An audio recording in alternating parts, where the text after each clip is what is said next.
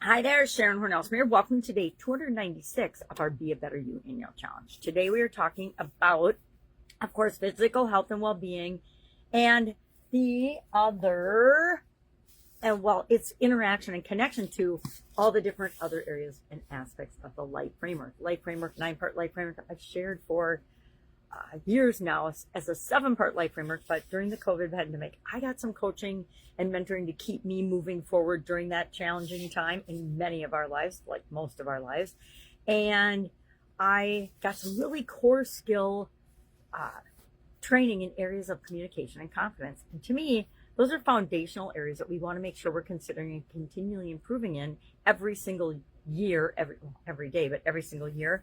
And so I added them to the life framework that I use personally and that I share and teach other people. And so today I'm going to share, it's really like a spider web, right? The interaction, the interconnection of the different life framework areas with one another. And so every month we look at this lovely graphic that I drew for one of my coaching students because we were talking about it. And as we're talking, I'm drawing it and we're going through examples of how they're connected, etc. And this is basically what it looks like. It's all interconnected and it's a big old weavy web, just like a spider web of different interconnections in different areas and aspects of the relationship. So we're going to do something a little different today. I'm going to keep it kind of simple. What I'd like to do is in my handy dandy journal for the annual challenge, write the area that we're focusing on this month is physical, and then all the different 9 life framework areas. Then I ask myself, normally, what is the connection between those two? So, for example, my mental health and my mental state, my mental health and my mental health and well-being, the thoughts I'm thinking, the beliefs that I'm living on or that are predominant in my life right now, because now is the only time that we can actually have any impact on anything, right? Now is the only time we can take action. And so I'm thinking about today and right now, and instead of thinking about all the different interactions, I'm going to come up with one word that describes a positive relationship between those two things, and one word that describes what if the relationship between those two things is negative. I haven't done it yet. I just thought of it. And so I just put in my handy dandy little notebook, positive, negative, all of the different 9 life frameworks, and then physical.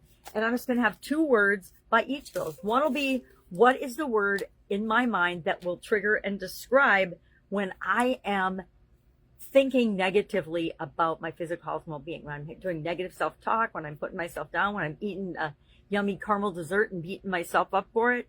What is the one negative word I'm going to use to describe that relationship between my mind and my physical health and well-being? And what is the positive? What is the word that I'm going to use when I am positively describing or thinking about my physical health and well-being, right? I know. I think it's going to be kind of fun. And so we'll end up with 18 different words. When we catch ourselves behaving in the way that's negative, we're going to automatically flip to the way that's positive. At least that's what I'm going to do over the next week or so to see if this is a habit that helps me, number 1, to eliminate negative self-talk. Number 2, to replace it with positive cheerleader self-talk. I'm just talking about the relationship between physical and mental because we can't talk about all of them here. It'd take an hour or so. But that's what we're going to do for each of the different areas of the life framework. I'm kind of excited about today's exercise because I love it when I just think of one right before we start. And then I'm like, yeah, that's going to be a actual challenge to come up with only one word, positive and negative, to describe the relationship between each of the areas. So how about physical health and well-being and confidence? What's your negative and what's your positive word? Physical health and well-being and communication, positive, negative. Our spiritual connection with our physical health and well-being, our financial, our relationships. What kind of an impact, positive or negative, does a negative relationship between your relationships and your physical health and well-being? What's a word that describes when that is negative, and what's a word that describes when that's positive? I hope I'm explaining this well enough. If you don't understand, if you're like, what in the heck are you talking about? Please just reach out and ask, and we can just chat about it for a minute. We'll get really, really clear. That's it. Any questions? Hit me up and ask. This is, like I said, when I have a discussion about this, this is what it looks like.